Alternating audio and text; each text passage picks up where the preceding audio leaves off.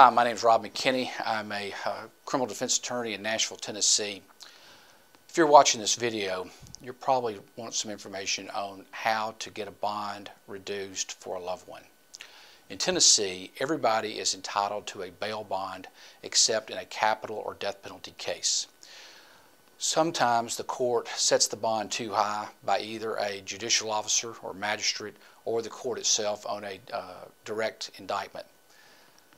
A lawyer on behalf of a client can file a motion to reduce bond. And there's several factors that the court looks at, and I've written them down here so we can go over them. If you file a motion to reduce the bond because the bond's excessive or too high, these are the factors that the court will consider. One, the length of residence in Tennessee. So if you have somebody from Florida or Mexico or another state, your bond is liable to be high. But if they've been around Nashville or Franklin or wherever, that is one factor that they look at. One, whether the person has a job or not. The courts will look at whether they had a job. If someone's unemployed but driving a nice car, that leads the court to believe that they're a drug dealer. So employment status. Family relationships, whether you have ties to the community, whether your mother, father live here, whether you have a wife, children, etc. Family relationships. Reputation is your character and mental condition. That can be done by witnesses to testify to that. A big factor is the prior criminal history. If you've got a bad criminal record, expect the bond to be high. If you have no record, we can probably get the bond reduced based upon that. The nature of the offense is an important factor.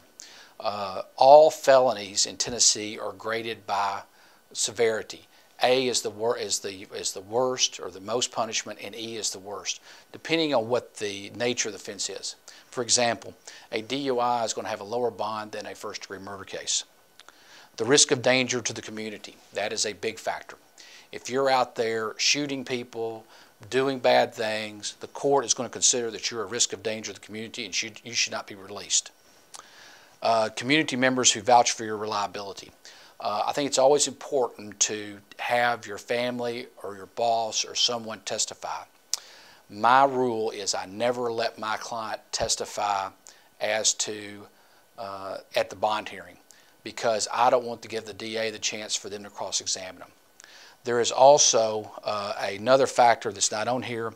It's the likelihood of conviction, the type of evidence that they've got. So if they've got a slam dunk case that they have eyewitness identification, you confess to it, and there's no question about the case, that is another factor for bond reduction.